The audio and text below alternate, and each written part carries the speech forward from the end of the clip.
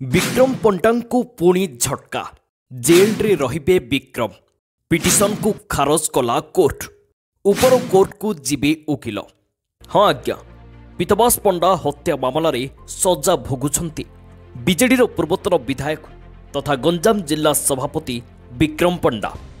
राताराति तांकु घरु उठाई नैथिला पुलिस तांको सह हाथ मिलाइथिबा केरांडी मध्य धरा पड़िछंती। तथापि से निर्दोष बोली किछि लोक कहूथिबा बेले तांकु फसाई दिया जाइछि बोली बीजेडी नेता अभियोग करिछंती। हेले एबे तांकु पुणी एक बड़ झटका लागिछि। असंवैधानिक भावे गिरफ करिथिबा नै विक्रमको वकिल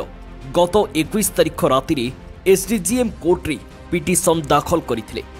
तांकु गिरफ करिबा समय संविधान धारा 21 और 22 एवं नूतन बीएनएस 47 एवं 49 को उल्लंघन करा जाइथिबा पिटिशन रे दर्शा जाइछि।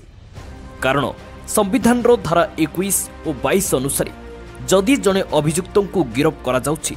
एहा पूर्वरु परिवार वर्ग नहले अंचलर जने प्रतिष्ठित व्यक्ति को नोटिस दिया जिबा कथा जे तांकु केउ कारणरु गिरफ करा जाइछि। हेले तांकु किछि जणा जाय नाही जेउथि पई एसडीजीएम कोर्ट रे पिटिशन दाखल करिथिले विक्रमको वकिल। हेले पिटिशन को खारज करिसंती एसडीजेएम कोर्ट और एही कोर्ट रे खारज हेबा परे ऊपर कोर्ट को जिबे बोली कहिसंती विक्रमको वकिल दीपक पटनायक। हमर फाइल हेतिला आर्टिकल 21 22 कंप्लाई हेनी 47 49 बीएनएस एक्ट कंप्लाई हेनी बोली पिटिशन फाइल हेतिला किंतु जो दिन 22 तारिख दिन विक्रम पंडा कंतु विक्रम पंडा हमर फाइल हेतिला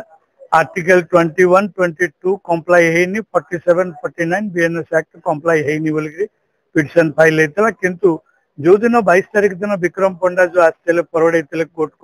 कोर्ट तांको रिमांड कर देथिला हमें तांको रिमांड ताको इलीगल बोली कोर्ट रे प्रेयर करके पिटिशन देथिलु। आज से पिटिशन को कोर्ट खारज कर देछंदी। कोर्टंगर मेन मोटो हला जेतु से गोटा ऑर्डर करि सारिछंदी निज कोर्ट निज ऑर्डर को से बुलाई परिवे नै किबा से जगह से तांको रिलीज करि परिवे नै जेतु से गोटा ऑर्डर ही सारिछि सेम कोर्ट रो सेम ऑर्डर को ऊपर कोर्ट रे चैलेंज करिवे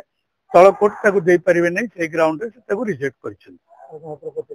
निश्चित भाव कारण आमे जेतबेले कॉन्स्टिट्यूशनल राइट को नेगिरी अरेस्ट मेमो को नेगिरी चैलेंज करछु निश्चित भाव रे उपरिस्थ कोर्ट को जीवो एवं सेइतरे उपरिस्थ कोर्ट रे जा व्यू आसीबो सुप्रीम कोर्ट को जजमेंट अछि विभिन्न सुप्रीम कोर्ट को विभिन्न जजमेंट हाई कोर्ट रो जजमेंट अछि समस्त दलील आमे प्रोड्यूस करथिलु किंतु कोर्टंगर मेन मोटो हैला जे जेहेतु से कोर्ट रिमांड करिसंती से कोर्ट तांको बेल देई परिवे नै किबा छाडी परिवे नै। आमे यस आपनकर रहला अरेस्ट मेमो रे जहा दरकार से जिनस कौन जिनस कंप्लाई हेनी ता बापा और ता स्त्री एफिडेविट फाइल करथिले जेतु कोर्ट समस्त जिनस को लिखिचंती किंतु शेषरे तांकर कोर्टंगर व्यू हैला जे जेहेतु ए कोर्ट ताकू रिमांड करि दैचंती ए कोर्ट रो कोनोसी अधिकार नै से रिमांड आदेश को रद्द करिया पे निश्चित भाव तार अर्थ बुझाउची उपरिस्थ कोर्ट को जाओ जे कोर्ट ताकू रिमांड करछन से कोर्ट रिलीज कर परिवे नै बोली के कोर्ट रो व्यू हैला से उपरिस्थ कोर्ट को जीवा जेटा एप्रोप्रिएट कोर्ट कॉन्स्टिट्यूशनल कोर्ट को जीवा कॉन्स्टिट्यूशनल कोर्ट रे कॉन्स्टिट्यूशन को धर के हमर जो संवैधानिक अधिकार को धर के उपरिस्थ कोर्ट रे चर्चा करिया जेतु ए तळ कोर्ट से रिमांड करछन मु देई परिबी नै जेतु मो ऑर्डर टाको मु रिव्यू कर परिबी नै सेटा होछि तळ कोर्ट रो मोटो मुख्य थिला जे सुप्रीम कोर्ट निर्देश अछि गला 6/11/2025 तारिख दिन जो मुख्य न्यायाधीश सुप्रीम कोर्ट से गोटा निर्देश दैथिले जे जो जगह अरेस्ट मेमो भायोलेट से जगह जदि कौन मुदाला को ताको माने तार वकील संगे देखा करिया सुजोग दिया जायनी ताको पचरा जायनी का को नोटिस दिया जीवो से जगह गोटे तृतीय लोक को देइचंती जो लोक को से ना से तांको घर लोक ना तांको चिना जणा लोक किछि नो 21 22 2 दिन धरि के गोटे लोक चंद्रशेखर गौड़ के अछि ताको ही पुलिस संगे नेगिरी बुलगिरी का को धरला बंतपल्ली रे का को धरला नयगढ़ रे समस्त जगह से 2 दिन काल 21 22 2 दिन जो गिरफ कराई विभिन्न जगह विभिन्न लोक समस्त जगह चंद्रशेखर गौड़ नाम लिखाई जहाँ घर की बड़ बजार अंचल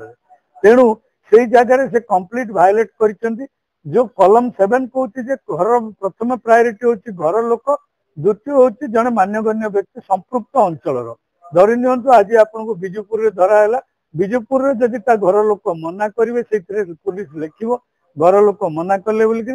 तापरे जड़े मान्यगण्य व्यक्ति को देवे ये चंद्रशेखर गौड़ जी की बड़ बजार एरिया लोक सी केमी मान्यगण्य व्यक्ति हेले से 2 दिन काल पुलिस सांगे 21 तारिख जो गिरफ होती 22 तारिख जो गिरफ होती समस्त गिरफ समय समस्त लोक घर पाखे ये लोक उपस्थित थिला भाया देखा जाइए जोटा कि से जने पुलिस स्पाई पुलिस